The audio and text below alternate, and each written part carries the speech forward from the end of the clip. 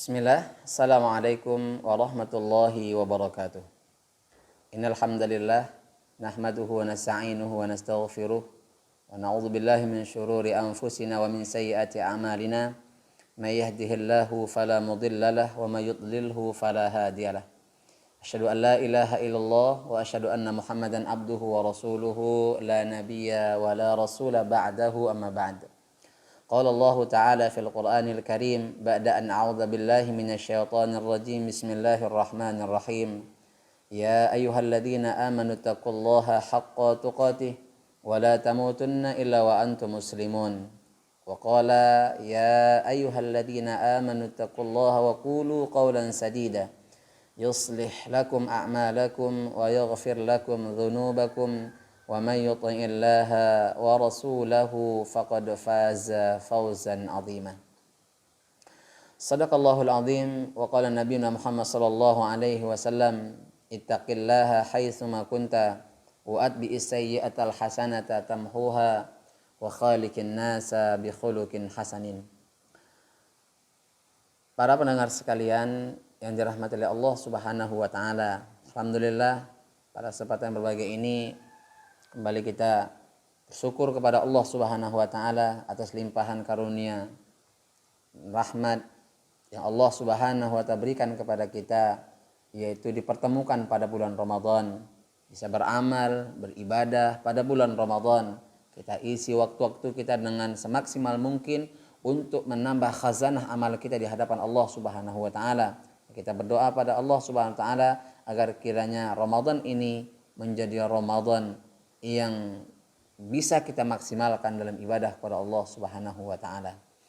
Salawat dan salam kepada baginda Muhammad Rasulullah sallallahu alaihi wasallam, kepada para sahabat, keluarga, tabi'in, tabi'ut tabi'in, serta orang-orang yang siqah menapaki sunnah-sunnah beliau sampai hari kiamat kelak.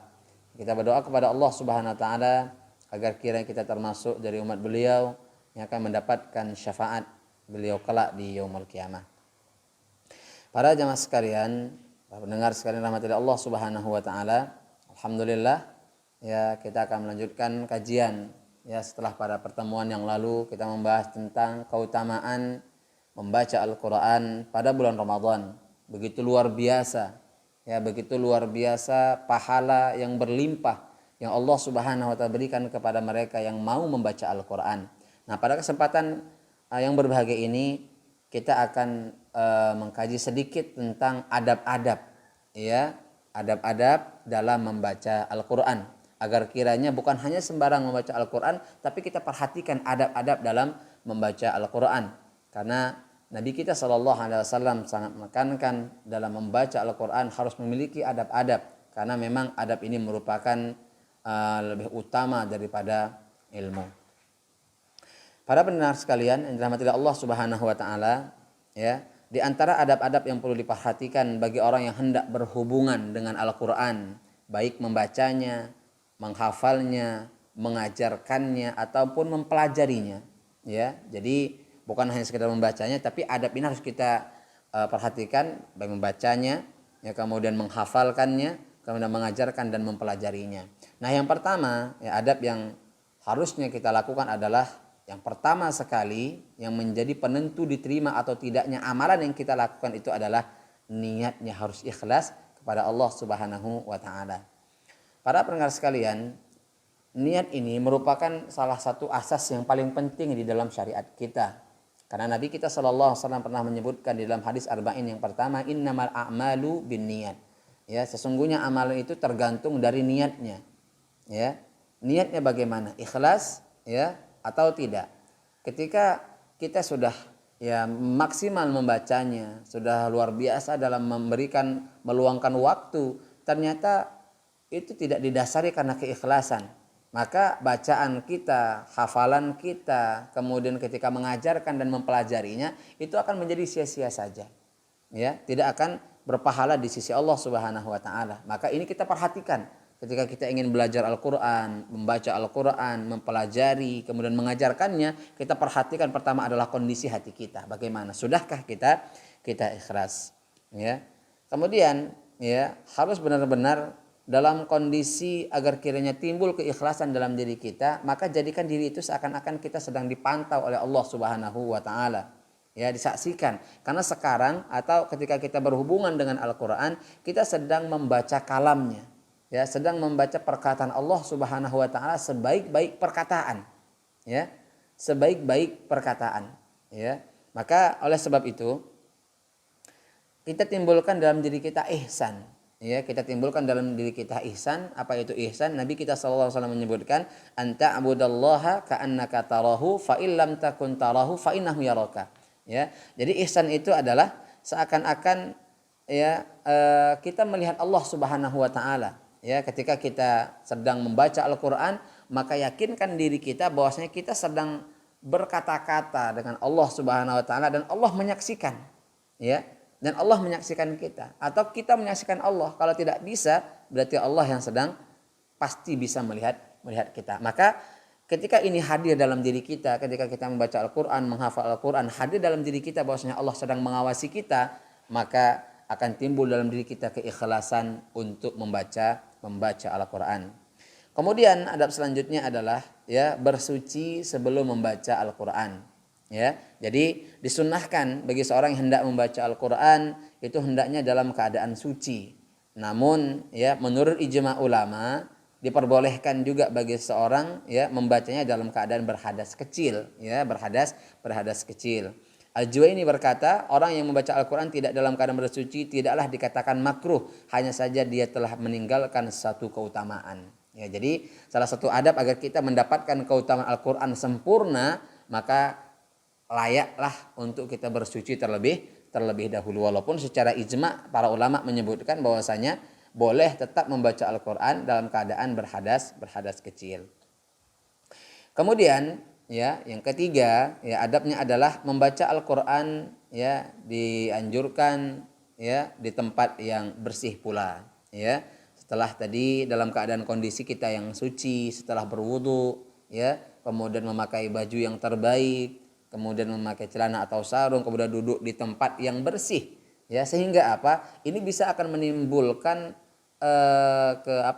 kekhusyuan kita dalam membaca Al-Qur'an, dapat mentadaburinya, ya dapat lebih fokus dalam membaca Al-Qur'an, ya dibandingkan di tempat-tempat yang di tempat-tempat yang kotor, jorok, bahkan ya Asy-Sya'bi mengatakan dimakruhkan untuk membaca Al-Qur'an di 3 tempat. Ya, yang Sya'bi menyebutkan dimakruhkan untuk membaca Al-Qur'an di 3 tempat, yaitu yang pertama adalah di pemandian, kemudian di toilet, kemudian tempat penggilingan biji-bijian yang dalam keadaan berputar. Maka di situ ya dimakruhkan. Kenapa dimakruhkan? Karena dikhawatirkan dia tidak bisa fokus dalam qiraatul Qur'annya, dalam menghafalnya. Karena Nabi kita sallallahu alaihi wasallam ya itu melarang ketika seseorang membaca Al-Qur'an tapi hatinya dalam keadaan lalai. Makanya dalam sebuah hadis disebutkan bahwasanya ketika kita dalam keadaan mengantuk itu jangan membaca Al-Qur'an, tapi hentikan qiraatul Qur'an kita, kemudian tidurlah untuk menghilangkan rasa kantuk yang dalam diri kita. Karena dikhawatirkan ya ketika kita membaca Al-Qur'an dalam keadaan mengantuk di tempat yang ramai seperti penggilingan biji-bijian tadi, dikhawatirkan ya kita akan kehilangan makna dari qiraatul Quran tersebut.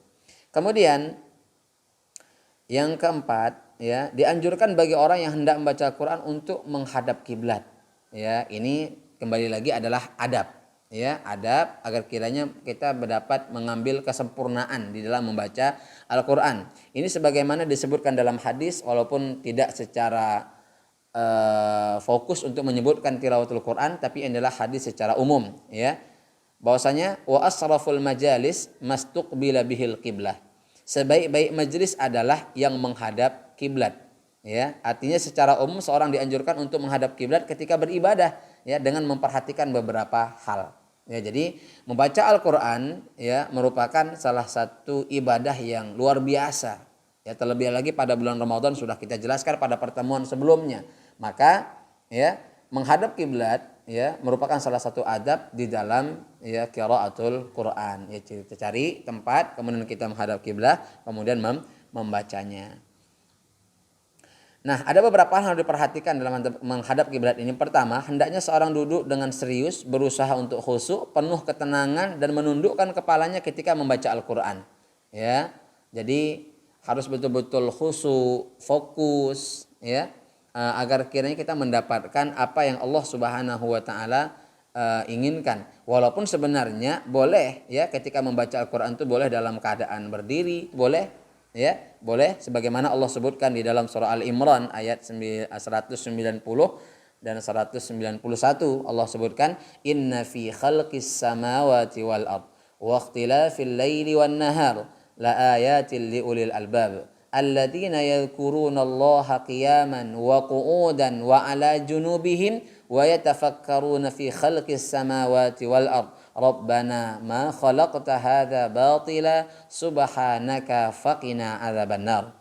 Sesungguhnya dalam penciptaan langit dan bumi dan silih bergantinya malam dan siang terdapat tanda-tanda bagi orang-orang yang berakal, yaitu orang-orang yang mengingat Allah sambil berdiri atau duduk atau dalam keadaan berbaring, dan mereka memikirkan tentang penciptaan langit dan bumi seraya berkata, ya Tuhan kami, tidaklah engkau menciptakan ini dengan sia-sia, maha suci engkau, maka perihalalah kami dari siksa neraka. Nah, jadi dalam ayat ini menunjukkan bahwasanya boleh, ya, ketika membaca Al-Quran berzikir kepada Allah, dan Al-Quran merupakan zikir, ya.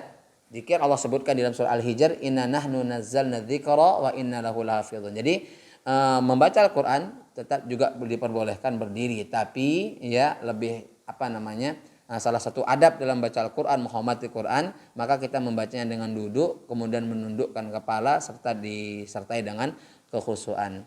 Kemudian yang terakhir, ya, dari adab baca Al-Quran ini adalah membaca ta'awuz ketika memulai membaca Al-Quran, karena ini merupakan perintah, ya, dari Allah Subhanahu wa taala, ya, sebagaimana Nabi kita Allah Subhanahu wa taala menyebutkan dalam surah An-Nahl ayat 98, fa idza qara'tal qur'ana fasta'idz billahi minasyaitonir rajim. Apabila kamu membaca Al-Qur'an, hendaklah kamu meminta perlindungan kepada Allah dari syaitan yang terkutuk. Jadi ini, ya, sunnah-sunnah ketika membaca Al-Quran, adab-adab ketika membaca Al-Quran, agar kiranya pada bulan Ramadan ini kita bisa maksimalkan dalam membaca Al-Quran, kemudian kita perbaiki adab-adab kita ketika berhubungan dengan Al-Quran, agar kiranya kita mendapatkan keberkahan dari kemuliaan Al-Quran itu sendiri. Wallahu ta'ala alam, ya, sekian yang dapat kami sampaikan kepada kita semuanya, mudah-mudahan menjadi amal keberkahan bagi saya pribadi dan kepada kita semuanya. Ya, kami akhiri, subhanakallahumma wa bihamdika asyhadu an la ilaha illa anta nastaghfiruka wa natubu ilaik. Assalamualaikum warahmatullahi wabarakatuh.